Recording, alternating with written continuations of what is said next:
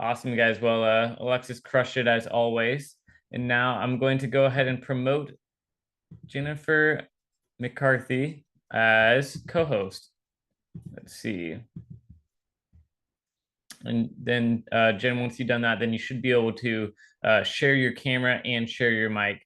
I believe you should have that option now. There There you we go. are. There we are. Haha. Awesome. How's it going? It looks like you're floating in the clouds or something like I that. know it was really like overexposed. I'm No, against a it's all white good. wall. So yeah, a That's all sunny good. day. Didn't All have a good. chance to check my camera. Cool, cool. Exciting. Yeah, very exciting. Well, I know we're a little bit over time here, so I'm gonna go ahead and let you just take it and run with it. So Awesome. really appreciate you jumping on here and excited to hear all that you're gonna share. Great. Thanks for having me. Okay, so everybody, hello, hello, hello. I am Jen McCarthy. I am the owner and founder of Teacup Tiny Homes, and I'm excited to talk to you today about how to find your fit when it comes to the tiny home industry. Now, Alexis with Tiny House Expedition was just on before me, so I'm not sure exactly how much she covered, but I believe that some of the topics that she brought up about tiny homes on foundations versus tiny homes on wheels and what that looks like. It's a big part of what we're going to talk about today. So I do have the chat open. I hope I can see you in the right place. So anyone who's here, I need to get to know who you are and where you are first before I can really, well, not before I can start. I just like to. I like to know who we have here. So if you want to introduce yourself, tell me where you're from, because I really like to know if you're from Canada or the US or whereabout in, where you are. So if you guys want to throw something in there, we are based in Canada. Lisa, Santa Cruz, awesome. Annette, Austin, Texas, Maryland, great. Do we have any Canadians on here so far today? Love it. San Francisco, Melvin, planning to create a tiny home community. That's awesome, Deb. Love it. Georgia, so good. Okay. All right, you guys, I haven't seen a single Canadian except me here. Is anybody from Canada? Tiny house designers, that's awesome. Trine, is that how you say it? Trine? Okay, well, we will Terrace BC. There, good. Okay. Thank you, Jennifer. Thank you. She says she loves our homes. Very good. So if you guys are following along right now and you haven't heard of Teacup Tiny Homes, we are most active over on the Instagrams. You can follow us there. Labrador, Canada, Marty B. Awesome. Good. Glad there's some Canadians here. We build tiny homes in Lethbridge, Alberta, Canada. So we're actually about an hour north of the Montana border, for those of you who don't know where we are. Oddly enough, we've sent more tiny homes to Alaska than we have to Montana, even though we're an hour away. But we have been building. Oh, did your undergrad in Toronto, Ontario? Does that count? Yes, Joe. Yes, that definitely counts. Definitely counts. Okay. I'm going to turn the chat. Oh, no, I'm not going to turn the chat off. I'm just going to stop looking at it because I get super distracted. I like to be really involved with you guys. So I'll try to stop looking at it for now. But basically, building in Canada, obviously, we have a lot of different things we have to keep in mind. Teacup was started about 8 years ago, and it's been a really great adventure in figuring out how to build tiny homes for people all over Canada and the US. So with that being said, I have a presentation for you guys today. And I'm just going to share that right now, if that is okay. So bear with me for a sec, if I can find it. Let me bring up the right screen here. And here we go. So I don't think I'll be able to see your comments as I'm talking, but I might be able to bring them up at some point, because again, I do want you guys to be involved here with this presentation. Okay, there, I can still see the chat. There we go. All right, attendees. Okay. All right, so this is called Find Your Fit. Again, as I mentioned before, you guys, I am in Lethbridge and in Canada. So a lot of the information that I talk about is generally it has a lot to do with some of the changes in Canada, but I do think that when you're trying to find the right tiny home for you or to figure out what you're trying to do, it is important to consider all of these things. And the thing that I love about giving this presentation is that you can apply a similar technique when you're trying to figure out anything in life, really.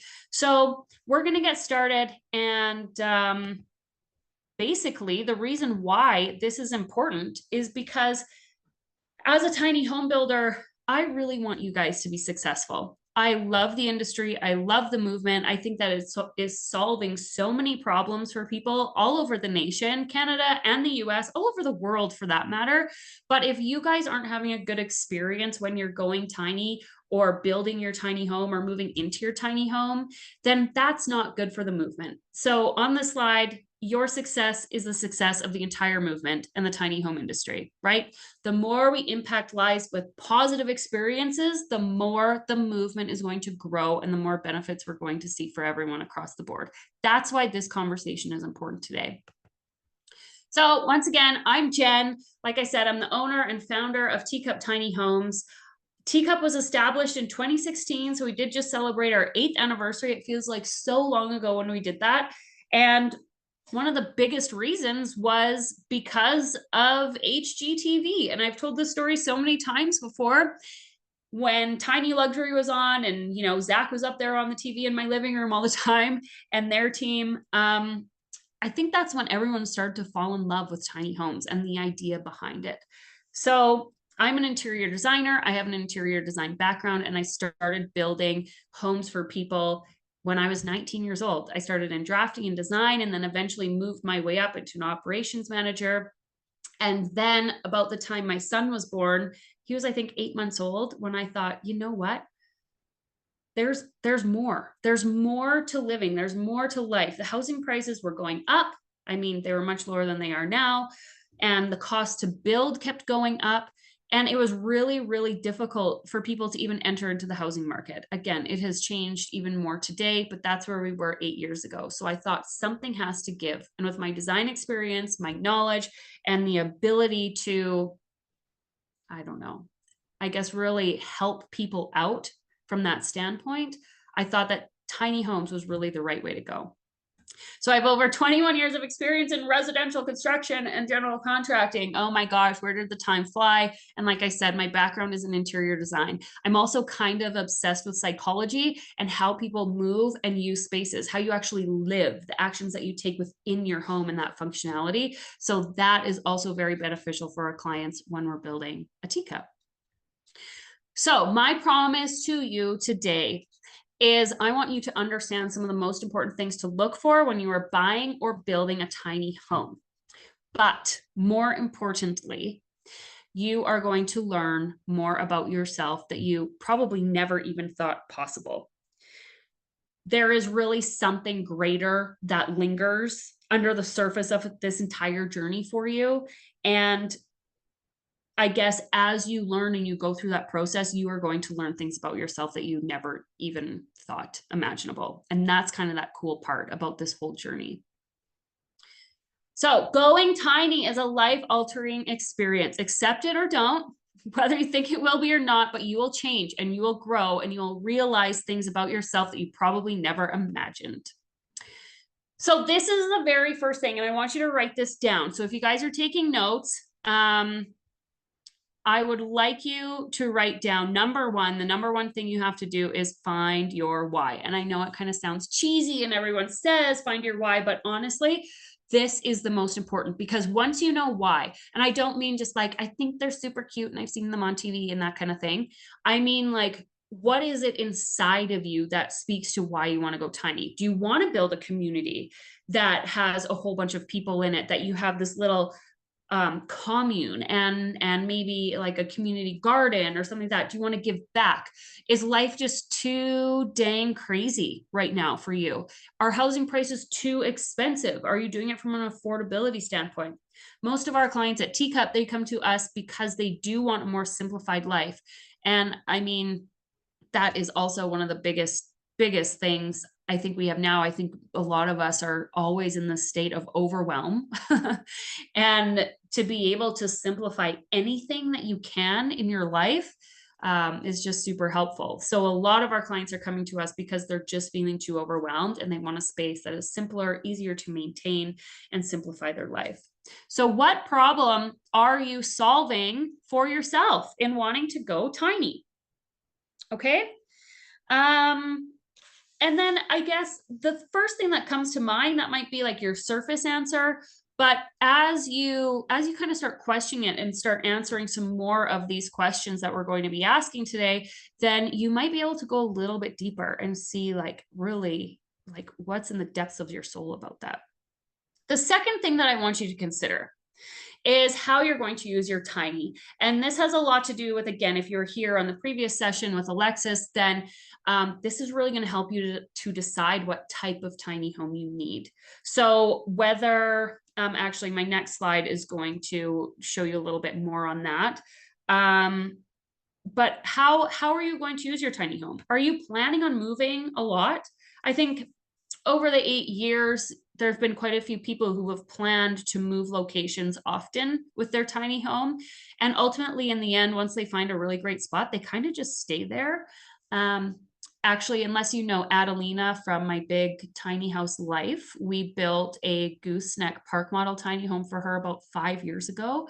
And she had her plan all figured out. She said, you know, in this many years, I'm going to move to the island. So we need to plan and prepare her tiny home build for that. She started off in Calgary, Alberta, and then ultimately she did move to the island, exactly what she wanted to do. So because of those logistics, we needed to make sure that we were building things a little bit differently for her because we knew where she wanted to end up.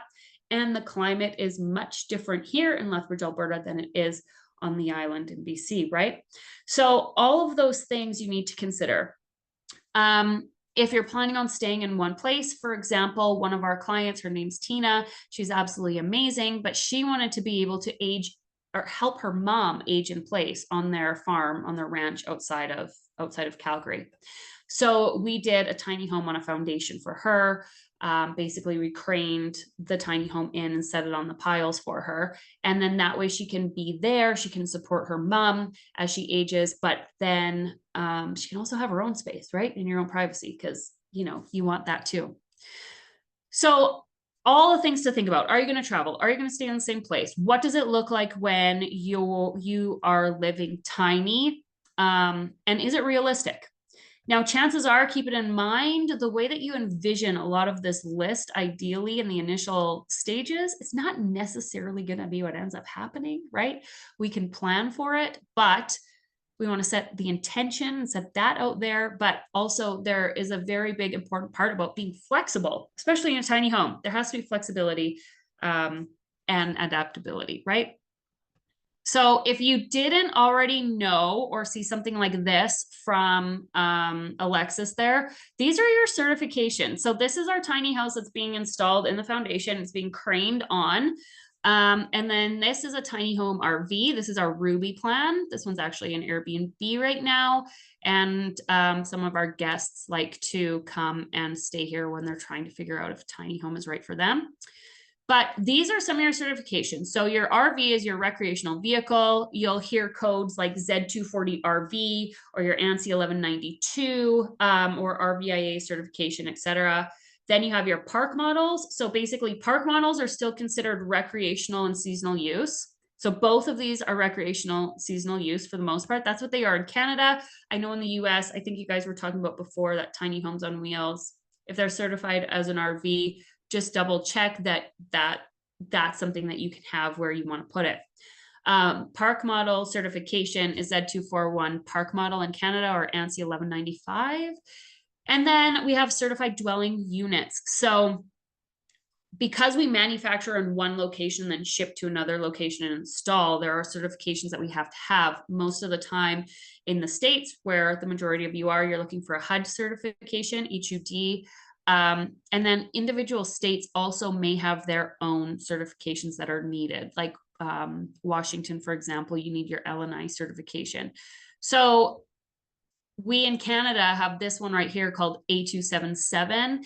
And you could also do a site build tiny home, obviously. But that's easier where there isn't such a major labor and trade shortage. Here in Alberta, I think we're really lucky because we don't have such a shortage. We still have quite a few trades, and that is a lot different than a lot of other places like BC and Ontario, where there is such a massive trade shortage. So that's why we're seeing a large influx of people. Well, we always did building homes from us here in Alberta and Lethbridge, because you can avoid using all of the contractors, and then we put it on a truck and then we ship it out for you and then crane it onto a foundation. So then there's also the Z240MH, which is basically modular home, and that can still be on a chassis. So the ones down here, if it's a dwelling unit here in Canada anyway, they are for full-time living. They need to be installed in a foundation, and they need to meet building code in your area. There have been a lot of changes in Canada over the last year as far as what they're looking for, and in the States.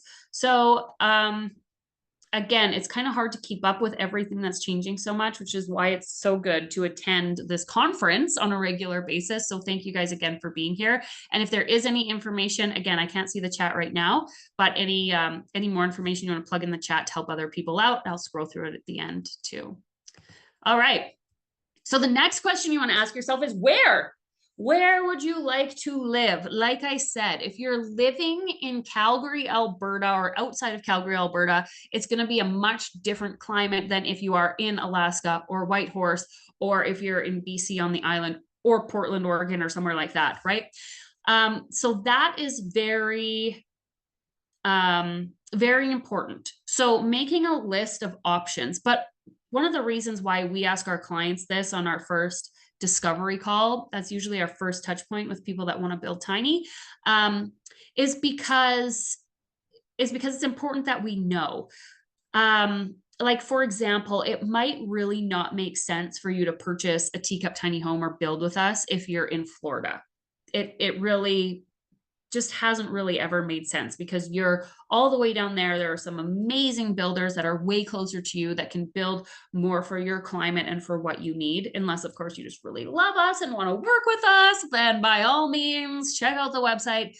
But that's why it's really important, because we want to make sure that we're building for your environment that you're going to be living in, or you're finding a tiny home that is going to be right for the environment that you're living in. I think that's one of the reasons why a lot of our northern clients, like in Whitehorse, in the Yukon, in Alaska, they come to us because we are very familiar with cold weather systems. We do live in a very extreme environment here in Lethbridge. We get something called Chinooks that come down off the mountains, and basically our temperature can fluctuate 40 degrees overnight, or like in a matter of 2 hours. It's actually pretty crazy.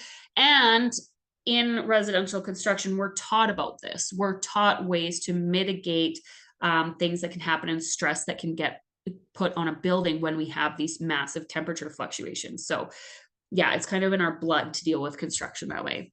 So that's why it's really important. I want you to consider your ideal, though, at this point, where you're going to go. All of these questions, first consider the ideal, because I do believe in dreaming big. And then also think of your hypothetical situation. And then as you get looking for some different places on where you want to be, or locations, or that kind of thing, it's going to start to become clear if, like, the things that you write on your list now are really what you needed to have, or if you could be a little bit more flexible, or maybe you see a space that has, certain things you thought you wanted, but then in the end you're like, whoa, wait, I don't want that at all, right? So this is really just a really great way to brain dump all of the stuff that's in your head out onto a piece of paper, to start, throwing it into the universe to see how it feels. All right. So once we get to, after you kind of figure out your location, your where, your how, if you're going to be connected to the grid or not, then we want to go into the design elements. And this is one of my favorite parts as well. So this, like, three column list is one of the most fun things. Like, I do this all the time for so many different things in life. Whenever there's a big change or a big decision or something like that, I make these 3 columns. So something to consider is that going tiny, going tiny is a happy balance of trade-offs and strategic compromises. Um, when you start to work with us at Teacup, we have a few different things that we give our clients, and one is called the Teacup Academy. And in there is where we teach you really the processes, the how to take care of your home, how to maintain it, all that kind of stuff. It's an online training portal. But what we go through in there is really this wish list. So our clients get to check off the things that they want or don't want, and then basically just brain dump their biggest wish list that they can think of. So when we're talking to our clients, I think it's important that you do 3 different lists. And the first one is your must haves and your deal breakers. Like if you must have a bathtub, some people might have, just want a bathtub, or you might need a bathtub in your life because you have, maybe there's some health issues or something like that going on, a large walk-in closet. Maybe you want a flush toilet. These are all examples, right? Just kind of start making a list on those things that you think are non-negotiable. But before you get into like the nitty-gritty, it is important to kind of think about what things, like what spaces you want, right? Those big things. So again, you're going to think about, okay, how many people are in my house? I want a 2-bedroom tiny home. If you have yourself and maybe a child, or maybe you're a family of 4, maybe it's just you. Something to think about is if you want a main floor bedroom or if you want a loft bedroom. We have a client right now whose dream was the loft. Like the loft was basically a deal breaker to get that higher up space that overlooks the rest of the tiny home.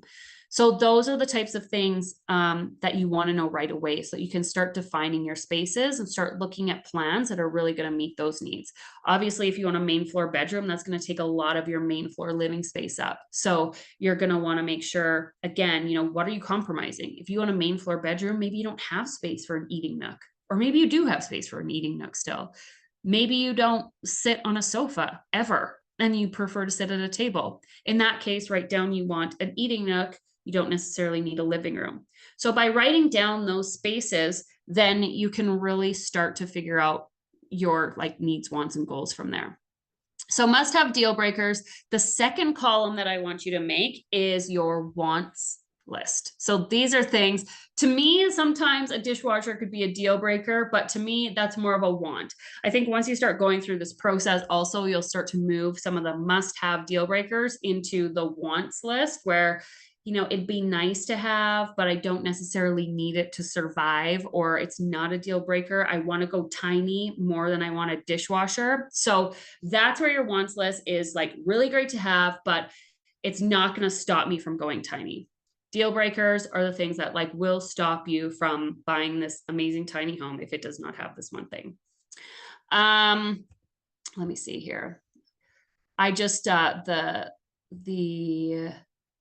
comments popped up. Deb says, I would love to find a tiny home plan with a bed on the bottom floor, even a Murphy bed with lofts and storage and guest bedroom. Just don't want to do stairs and ladders. Yeah. Guess what, Deb? We have multiple plans with main floor bedrooms. Yes, we do. Like quite a few, 3, 5. So yes, if you guys again want to check those out, that's at teacuptinyhomes.com. You can get some good ideas there. So yes, now, don't mind my slash in the middle of the word right there. Don't wants is your third list. So your third column, this is probably the best tool I find using with clients and have since I was doing color selections and interior design. It is so easy sometimes to get clear on what you do want by knowing what you don't want. So if you don't want something, I want you to make a third list and start writing down what you don't want. Like some people just do not want a compost toilet. I get it. Totally get it. Or you just do not want to be on, a busy road or something like that. So this can go for your location. It can go for things that are in your house. Some people just do not want lofts, right? So if you don't want a loft and you just don't want to have to go up and down stairs all the time, that main floor bedroom is going to be very important. So by putting down what we don't want, often we're going to find a lot more clarity on what we do want. I mean, we do this too as far as colors and, you know, tile, you want it white, you don't want it white, all that kind of stuff. So this don't want list is often more important. And for me as a builder and as a designer, I think that there are so many options for things that you could have in a tiny home that the process of elimination just really helps us understand you as a person. And if we are building a tiny home for you and you're going from maybe an apartment or a bigger home or something like that, and you're making this life transition, the more that we know about you as a person, then the more we will be able to help you and guide you and lead you through this process, right? We're here. We're here for you. You know, we've worked with hundreds and hundreds of clients over the years. And so by giving us that information, being open and transparent, then we can help you the best we can.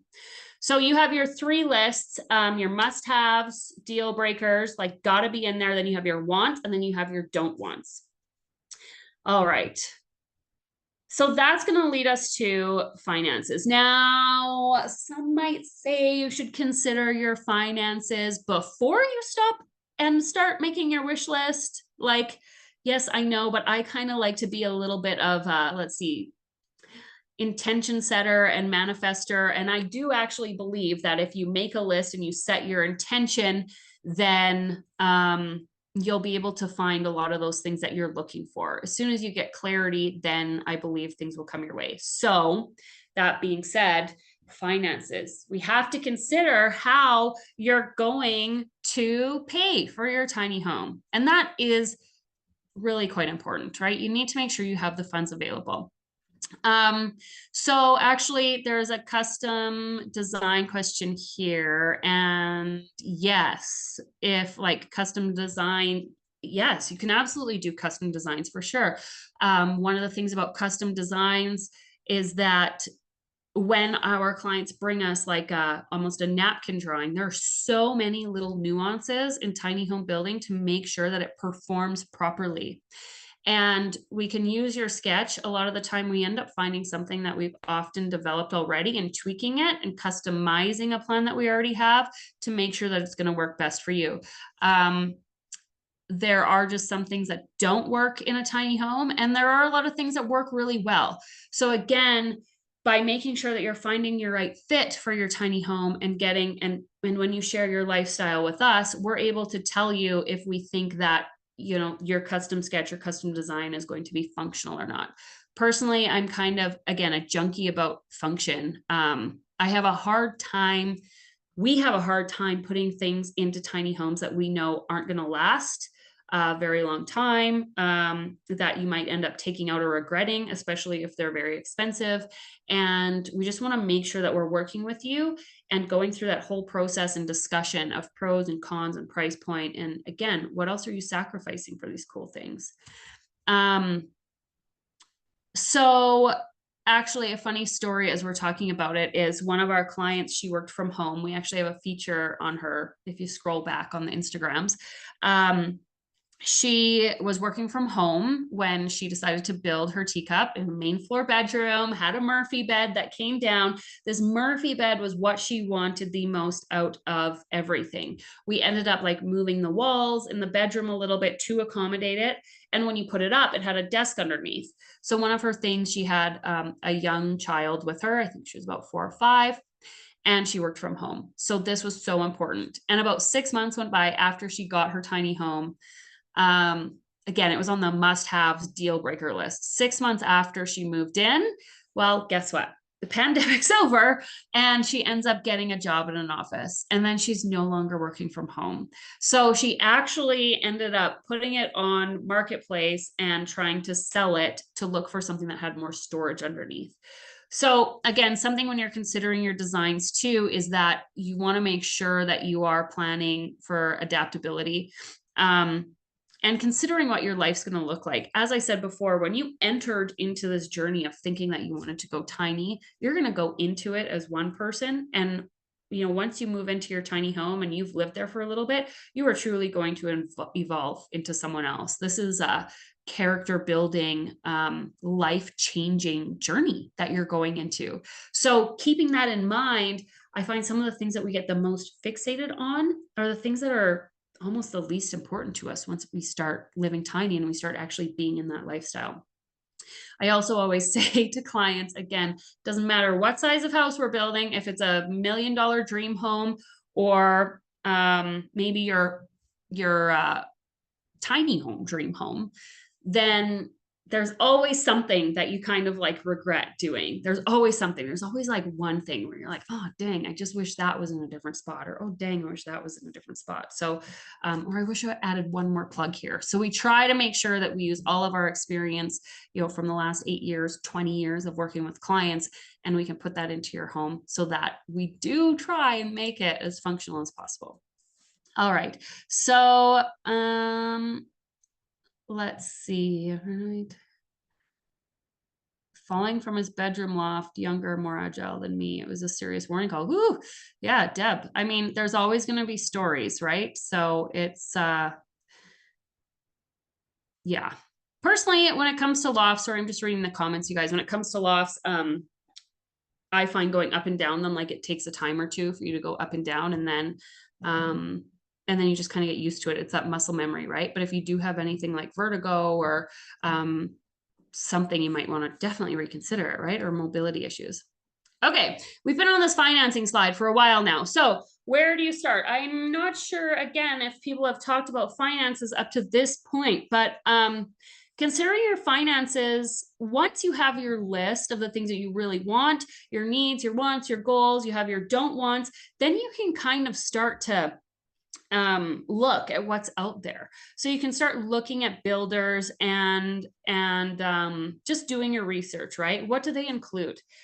I think that when you're considering where you want to live, it is important to consider things like your insulation values, your R values, and what those systems are in the tiny home. Personally, I think I'm used to putting furnaces into the floor. In-floor heat, propane furnaces is what we use as standard in our tiny home RVs. And actually, we do the same thing in our foundation models. And I just haven't found that like mini splits themselves keep the units and the floor warm enough for our clients. So I do think in-floor heat is something that you really do want, or some version of it, because tiny home floors can get really cold. Again, anything that's off the floor and you don't have that heated space underneath. So consider that as well. But you want to make sure that your building systems, your mechanicals, and your insulation values, your electrical, your plumbing, all that kind of stuff is really where it needs to be. So I think that there is a certain amount of flexibility, especially again, when our clients are building with us, as we go through and we look at the price versus the trade-off of the things that you want. We also consider the things that you could do later. So if you are working in a tighter budget, then maybe we don't include your closet built-ins, or maybe we don't include extra shelving throughout the home. And that's really going to help your finances in the initial stages when you're moving in. And there are things that you can add afterwards. But you can't add afterwards things like another electrical plug. You can't increase your insulation values or really change your plumbing. So those are the types of things that we want to make sure that we get bang on. And then other things that are a little bit more flexible that you can add on later down the road, then you can add that, save a little bit up, put those into your tiny home instead of having to pay out all up front for it, right? If that makes sense. Another thing to look for is there are a ton of tiny homes on the resale market now. Yeah, you might really be able to find some amazing custom builds from people that they just, they're ready for a change in scenery, and you might be able to get something for a really, really great price point. Typically, it is going to be more to build, and typically it's going to cost more if you're going through a custom build. With a custom build, you're going to be paying extra for design time, drafting fees, all the engineering that goes along with it. Whereas if you're looking at something that's already pre-built, or previously loved, then you might be able to get something with all the things on your wish list for a better price. So thinking of your finances here in Canada, they're actually looking for like a 20 to 30% down payment right now, depending on if you're looking for RV financing. If you're getting a tiny home installed on site on a foundation, they're probably still going to be looking around that 20. And then you want to look at something called a chattel mortgage, which basically means that you're taking a unit, you're taking a chattel, and you're installing it on a site. So a chattel mortgage or a construction mortgage or even personal loans, right? A lot of people I find this year have been borrowing from friends and family or getting a loan from friends and family, which will help them also. All right, so moving on here. Oh, here we go. I just kind of talked about that, building versus buying. So if you want to build a tiny home, I think it is important to look at both the pre-sold market or pre-loved market and also look at builders. I think that if you do want something a little bit more customized to your taste and your character, which I think is very important, it can be important to you or maybe not, then you are going to want to make sure that you have that connection with the builder, right? You're going to want to make sure that you have a team. I mean, ultimately, you're sharing your life. You're moving into something that is your life, like your home. That's your pod, right? Some of us get tiny homes because we're not going to spend a lot of time in that house, but still, it needs to be a reflection of who you are and who your character is. I believe that that is just one of the most important things. And then you want to make sure you have that good connection so that, you trust your builder. You make sure that, they have their I's dotted and T's crossed. They have the right paperwork, all that kind of stuff. And you understand what's going in your tiny home because ultimately it becomes your responsibility, right? So find a builder that suits you, find a builder that can talk to you about those systems, that can integrate some of the things that you want. Maybe they can't integrate some of those things that you want, but I'm sure there's a reason why. And also, one thing I think that's really important is that we are adaptable. Humans are so adaptable. So even if, you have your wants list and maybe there's a few things on that list that aren't necessarily in the tiny home that you're looking at. Once you move in, and as I said before, your movements throughout your house, they are going to be different than what you thought they were going to be. And maybe you have a habit of doing something one way, and then you move into your tiny home and you just find like you have to do it differently. That's the beautiful thing about being a human is we are totally adaptable. We often go tiny and we find that we spend a lot more time outside, right? I know that when we're at our tiny home, my children are way more creative, way more creative. It is just the most amazingly beautiful thing. So keep that in mind as you're looking at things and see, again, going back to that wants list versus your must-haves versus your don't wants, and see what kind of things might allow you to be a little bit more adaptable as you move forward in your tiny home journey. All right. So building versus buying, yes. And then I would say if you are buying a secondhand or a pre-loved tiny home, just do your due diligence. Really, really look into it. Get the history. Every certified anything. If you have any type of certification, technically it should come with a handbook or an instruction manual. So if you are CSA or Intertech certified here in Canada, or again, RVIA or that kind of thing, there should be a manual that goes with your home. And then that's really going to help you know how to maintain it and make sure that it was maintained properly. You know what I mean? So any insights on financing options for a whole tiny home community? Well, Deb, that would be like more of a commercial kind of loan you'd be looking for, I'm sure. So you'd be wanting to talk to your banks about some kind of business lending or commercial lending. That's what you would want to look at. And then you'd probably have to have a business plan laid out and have a good presentation, basically like you were going in for a loan for business. Where was another question? What type of media is good to utilize for marketing Canadians to Central Florida? I don't know. Like, what do you mean, Anthony? I'm not sure I understand your question. All right. So the next step is to really rely on the professionals. Now, here's something that is so overwhelming, and that is that there are so many hundreds and thousands of videos on YouTube. I call it the tiny home vortex. Is when you start researching tiny homes, you're going to get sucked in. And there's so much information, and some of it is valid and some of it is not valid, and even a lot of people posting in some of the Facebook groups and that kind of thing, they aren't valid at all. I've seen multiple of our fellow tiny home builders being I don't know, they're using their pictures by someone else. I guess it's kind of like fraudulent, saying that you can get something for $35,000 from one of the top builders here.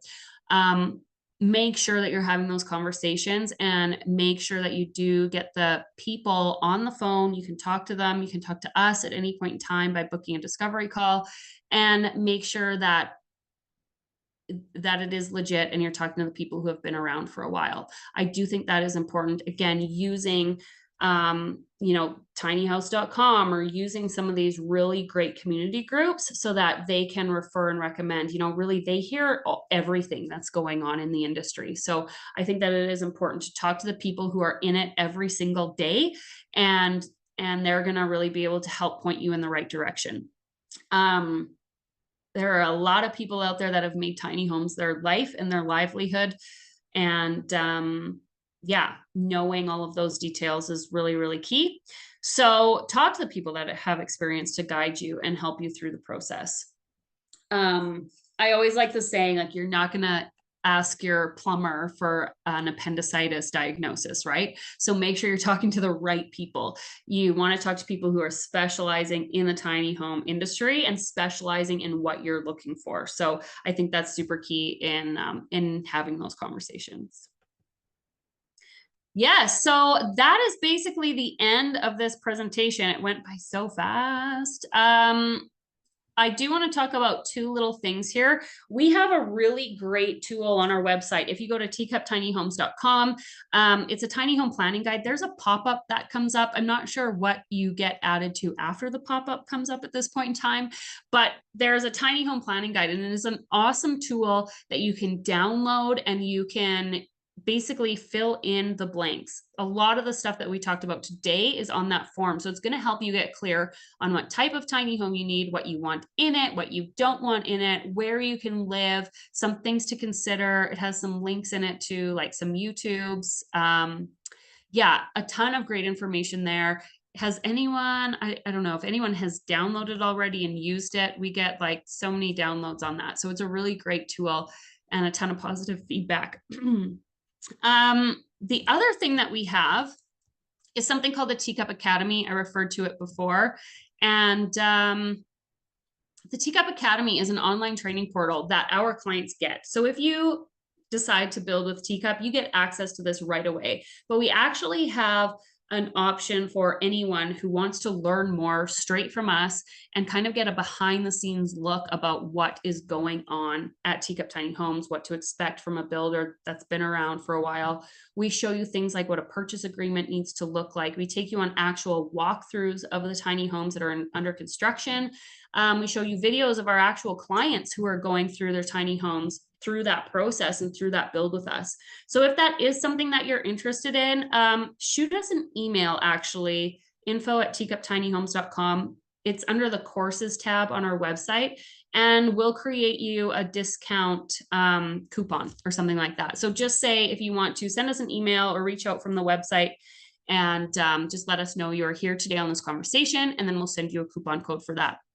So it's a really, really great way that you can kind of get that behind the scenes look at what it's like to build a tiny home, how to maintain it, how to use it, how to set it up without, having to go through the whole experience. The email is info, I-N-F-O, @teacuptinyhomes.com.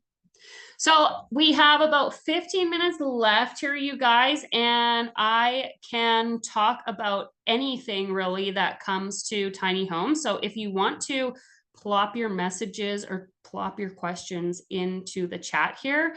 As a tiny home builder, like I said, there's been a lot of changes over the last 8 years, and it is important that you keep up with that information. Yes, info@teacuptinyhomes.com.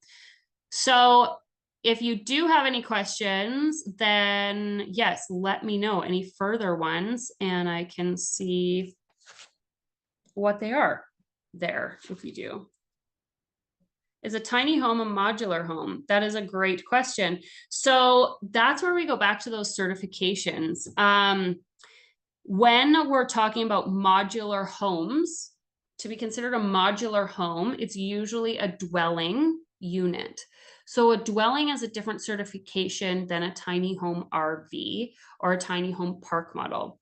So if we build a tiny home that is installed on a foundation, that is your definition of a dwelling and meets building code in that area, then yes, it would be considered a modular home. So here in Canada, we have the certification that is the A277 or the Z240MH. And in the States, if you're getting something that's modular, it's going to have a HUD certification. There's probably some other ways around it. I just don't know necessarily what those are. If anyone knows, please plop it in there. But it is considered a modular home from that standpoint. If it's an RV or a park model, then it is considered an RV or a park model. A park model is a tiny home on wheels that is wider than 8.5 feet. So if you guys didn't know that, it's anything that is wider than 8.5 feet. So your 10-foot wide tiny homes.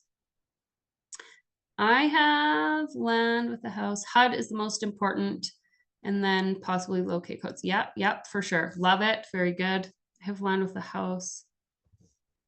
But want to add an ADU. Oh, well, Lisa, I would definitely do a tiny home on foundation. Anytime that you have, So what's going to increase the value of your home? And this is so important too, actually, in Ontario and in BC, they've gotten rid of a lot of their minimum square foot bylaws and open it up so that they can do a higher density.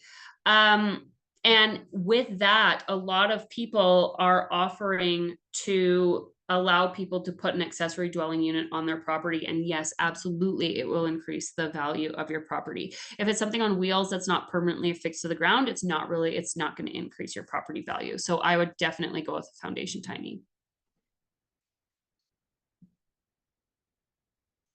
Yeah, great question, Melvin. Thank you so much. I think I just answered that. How do you find out what is buildable on private land if the town does not have any tiny home communities? Yeah, so you have to go to your municipality and you want to read through your land use bylaw, talk to them about it. I find a lot of the times, as soon as we say tiny home when we're talking to municipalities, they either have a policy for it or else they don't have a policy for it and no one really wants to say what should happen. So using the right terms, if you're using an accessory dwelling unit and it's a tiny home because it's a small square footage, I usually like to say a small square footage tiny home. And also, let's see, if you are going and you're talking about a tiny home RV or a tiny home on wheels, then I would say RV or park model and see what you can put there. So that's what I would find. Also, the things that you want to look for are your minimum square foot bylaws. And then sometimes they actually have something I've seen that it says no modular homes. So you want to check that too. And then really reach out to someone in your planning and development portion of the municipality, someone who would like pull the permits for you and ask them any details if they know. That's what I would do. Deb, I don't know who needs to hear this, but I contacted HUD to inquire about using Section 8 for tiny home wheels. We can't. They are too small and movable is not allowed. They require 500. Correct. Yes, that is very correct. So again, when you are talking to them, like we have some tiny homes that would be considered a modular home, and they're around that 520 to 580 square feet. So we are not HUD certified. It's not something we're doing right now, but then those, you would basically apply HUD to it if someone wanted to. You heard of a power frame? I've not heard of a power frame, but I saw that yes, I saw this exact thing that you placed before. So I'm not sure. Do y'all build park models as well, or just the ones on wheels 400 square feet or less? We build park models. I mean, they can be on a chassis or not on a chassis and designated as a park model. Us often, a lot of the time, the one that are on foundations can be the same as the park model plans. It's just a different code that, well, we actually pretty much build them the same, but it is a little bit of a different code. Like for your certified dwellings, we in Canada have something called the energy efficiency codes, and those are building codes that you have to comply with in your area. It really depends on, it's things like your how airtight you are, your air circulation, your HVAC system, your insulation, all those kinds of things. We do calculations for that. So that would be the biggest difference between doing a park model, which is considered a seasonal unit, versus a dwelling, which would be considered that permanent foundation. Yeah, I mean, we do 400 square feet or less. A lot of our models are that big for sure. Yeah. So actually, when you guys are talking about the tiny homes on foundations, we have a really great page on our website. If you go to tiny home plans and then you click on foundation series, it'll show you some of our plans there. And then if it says learn more about the foundation series or something like that, you can scroll down, and it actually has a process and ways to approach your municipality and how to talk to your municipality about installing a tiny home on a foundation. So that might be really helpful for you guys there also. I mean, yeah. Hi, Train. I mean, yeah, we're pretty busy right now. I mean, I guess an email might work, or shoot us a message on Instagram or something like that, and we can see if we can connect that way later and see if we can help you out. Okay, we have like to clarify media, would you recommend social? Okay, so Anthony, to clarify your earlier inquiry about potential marketing to Canadian tiny home prospects. So you're looking to build tiny homes for Canadians and to draw them down to Florida? I guess it depends on who your target market is. Yeah, and then I would just say, I mean, social media, I think, is the best form of marketing that you can even find right now. So that I would probably, you have to have tiny homes here. Yeah, so social media is always really good. It just really depends. I feel like that works really, really well, depending, like if you're in a boomer demographic, yes, YouTube works really, really good. Then you might want to be more on Facebook, depending on, again, that age group, versus Instagram or TikTok or something like that.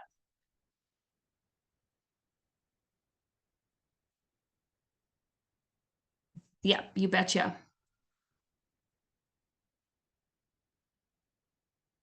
Okay, so we have just a few minutes left here, and then I'll probably pass you guys back over to Zach. But if you do have any last questions, please plop them in there. Once again, I'm Jen.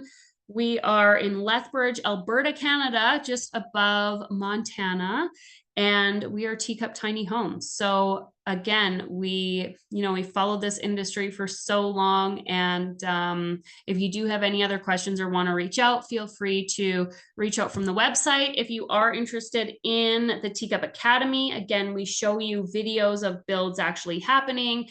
We take you through some of the very, very important documentation, and yeah, a lot of the things that you really might want to know before you decide to enter into a purchase agreement with a builder.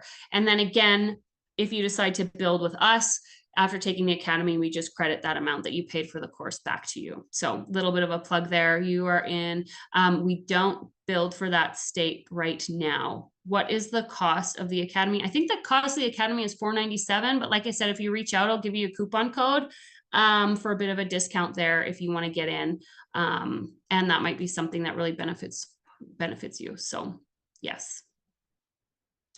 All right.